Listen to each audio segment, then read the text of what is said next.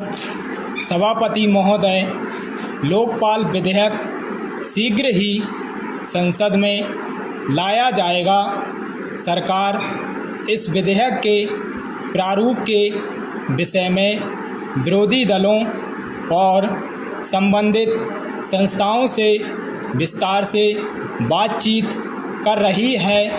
मैं मंत्री जी की इस घोषणा का स्वागत करता हूं, जो उन्होंने दल बदल विरोधी कानून पर आयोजित एक विचार गोष्ठी में की।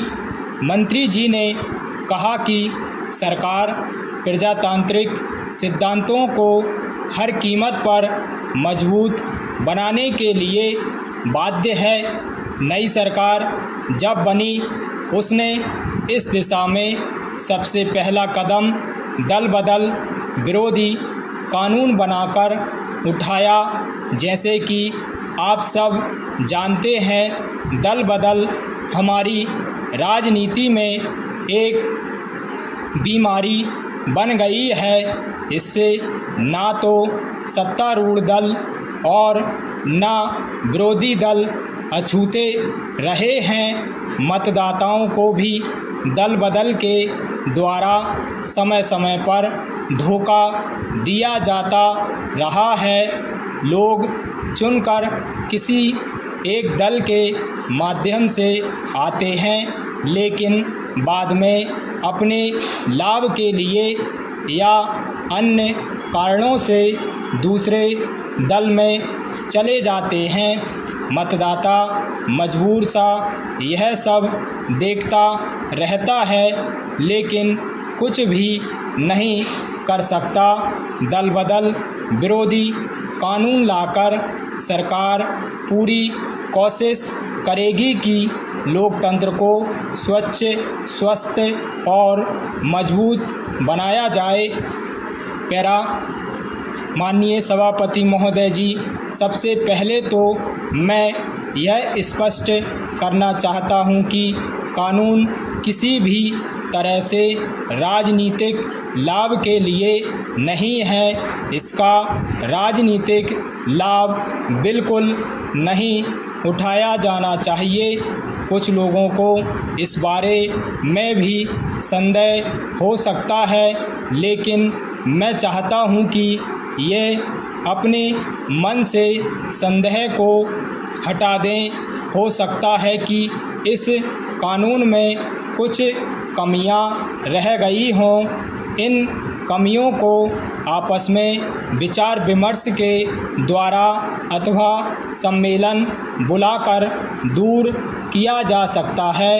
यह प्रसन्नता की बात है कि आज सत्तारूढ़ दल और विरोधी दल सभी यही चाहते हैं कि दल बदल विरोधी कानून पूरी तरह से प्रभावी बने और इसका निष्ठा से पालन हो।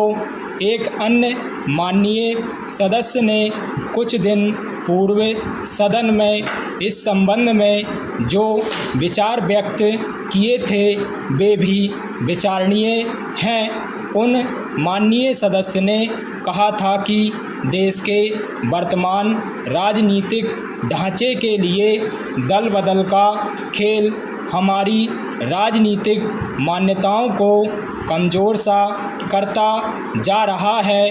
अतः इस कानून को जल्दी से जल्दी लागू किया जाए।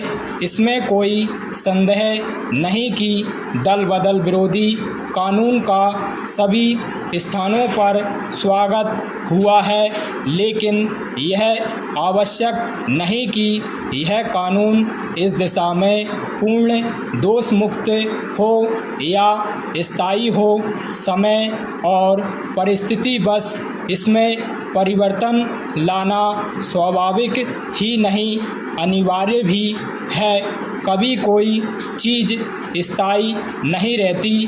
अतः मेरा सरकार से यह निवेदन है कि इस संबंध में एक सम्मेलन का आयोजन करे, जो इस पर विचार करे कि इस कानून को किस प्रकार से अधिक प्रभावी बनाया जा सकता है, इस कानून के बारे में विद्वानों और राजनीतिज्ञों के विचार क्या हैं, इस पर भी सम्मेलन में विचार किया जाए।